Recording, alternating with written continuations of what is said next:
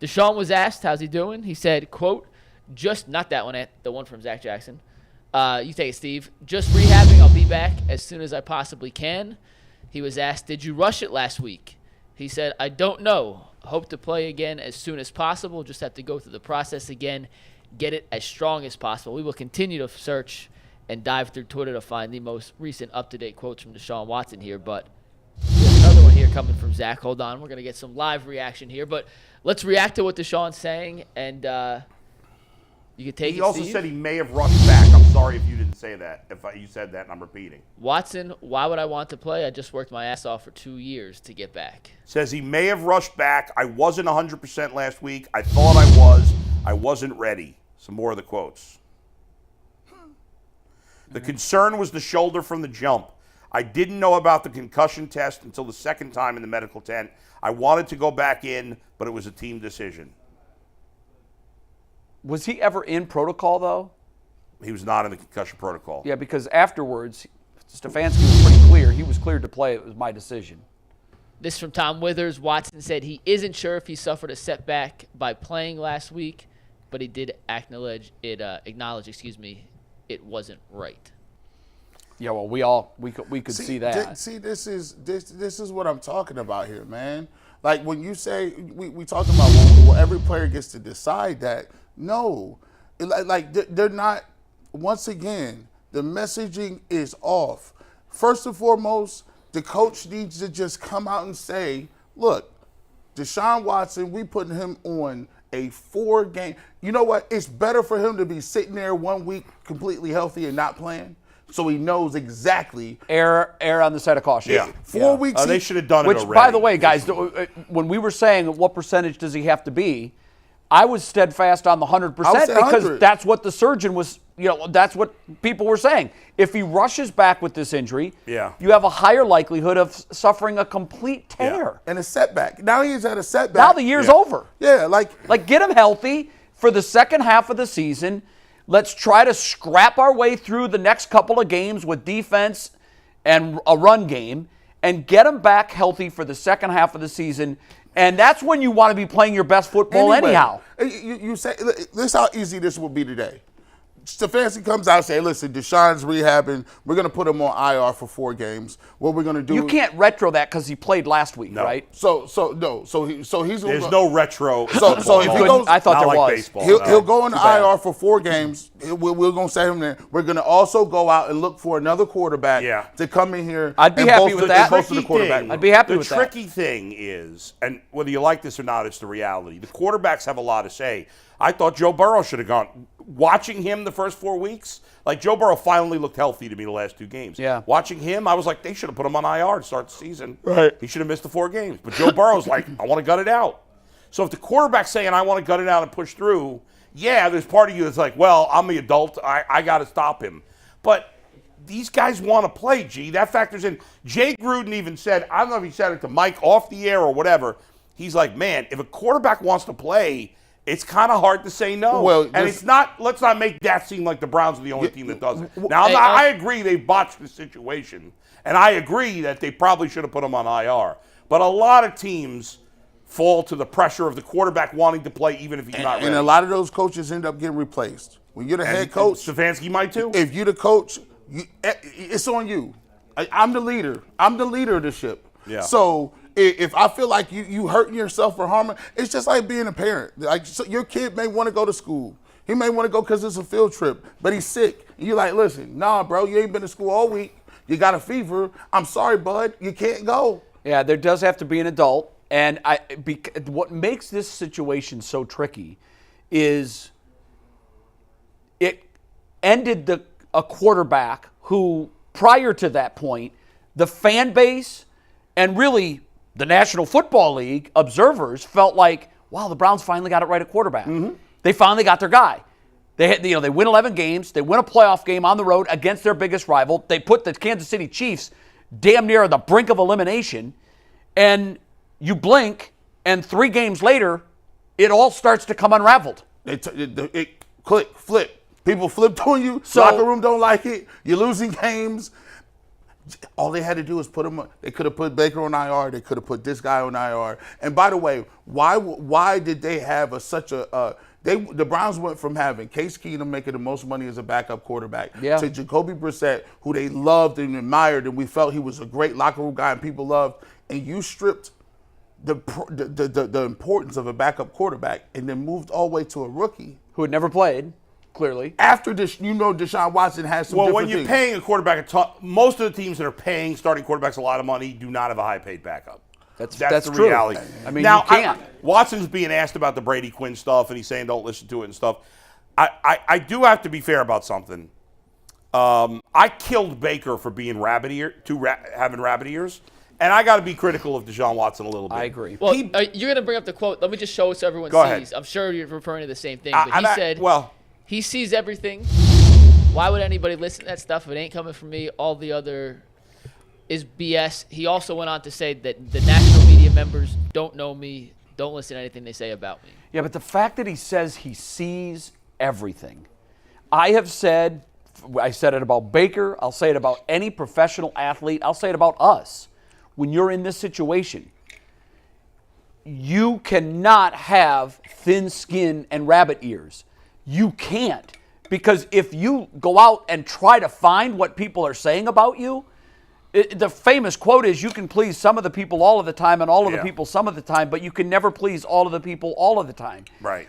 What the hell does Deshaun Watson care what anybody is saying about him? Yeah, now he was asked specifically about Brady Quinn.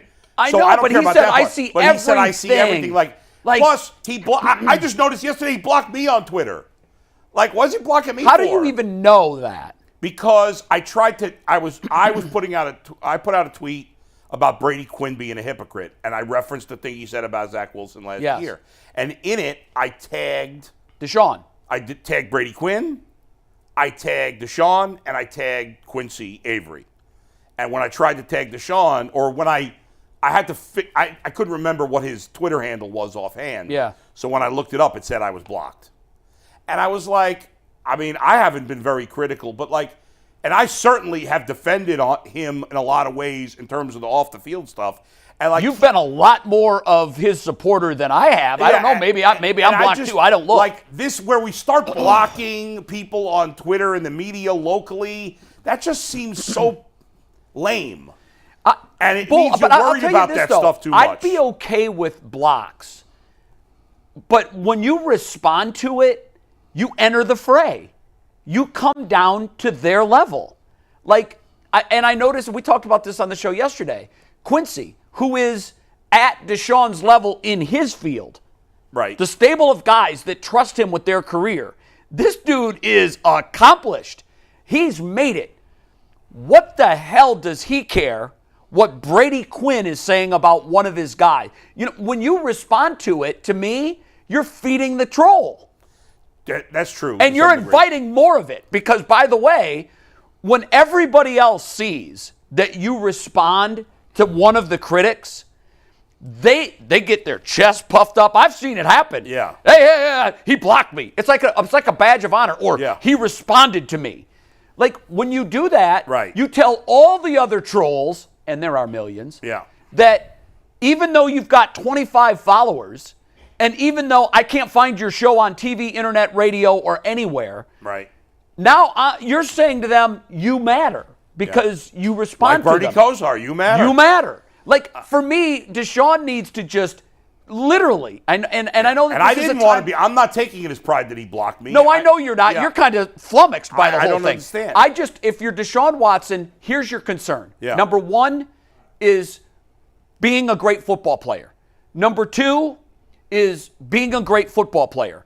And all the way down through your top 10 concerns are being a great football player. If you're spending energy and wasting time seeing everything, do you know how much time that has to take in a day if you search your own name? I fight with fans sometimes. It's so stupid. It makes so dumb. It never solves anything. Last night I was like, and I've been trying so hard not to put anything about politics at all on Twitter.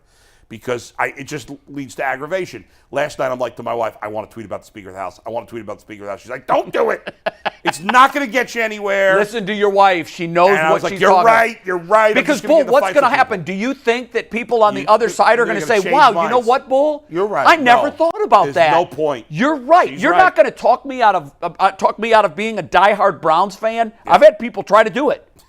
A lot of people. Yeah. And I'm like, wasting your time. You're like trying to convince me that my favorite color isn't my favorite color. So me arguing with people is stupid. Pointless. If And it's the a same for debate, if Deshaun. we're having a good, if I'm debating with a fan about a sports topic, that's fine. And if when it devolves, and typically the first salvo, it's already gone. Yeah, when somebody sees one of your comments or tweets and says, you're an idiot, like, I am so done with guys, no. Earl actually listened to Deshaun speak and, like, the whole thing. Let's put him on. Yeah, Earl, what'd you think of Deshaun? Yo, so just the overall, like, summary of what his tone, he sounded like he was really frustrated with some of the questions that he was asked.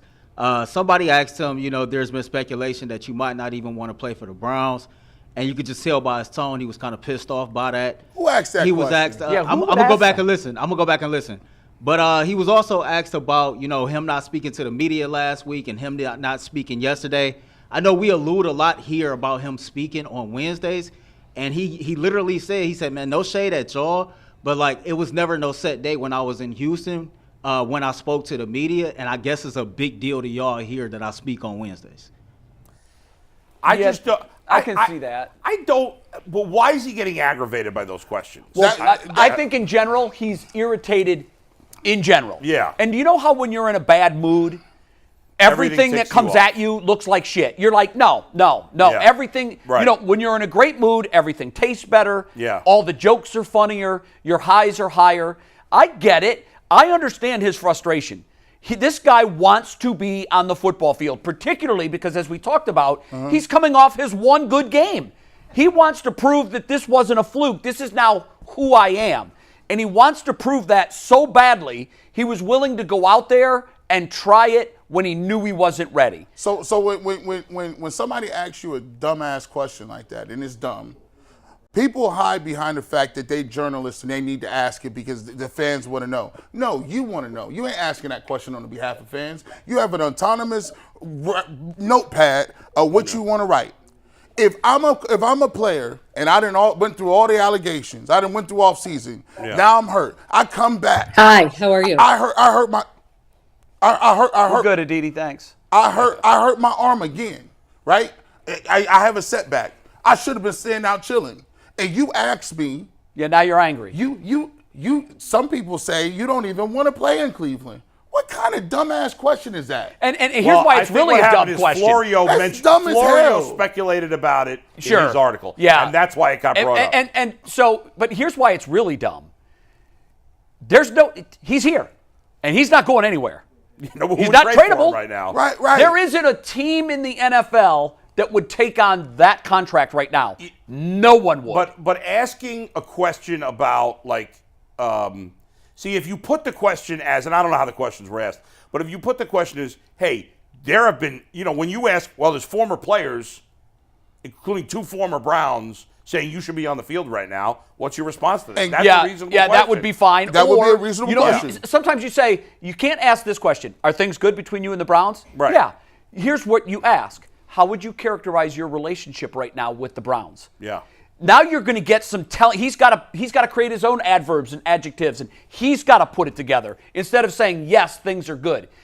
Put a pointed question to him. How would you characterize your relationship right now with Andrew Berry and Kevin Stefanski? And you might be able to glean something out of the way he answers it. He might say, things are fine. Okay, that's telling. But if he goes into genuinely saying, look, Kevin and I are very much on the same page here. I know you all want us to be on opposite sides of the fence here, but we are lockstep in sync with one another. Okay, now that tells me something too. But don't ask a question that's it's going to ruffle them up. Asking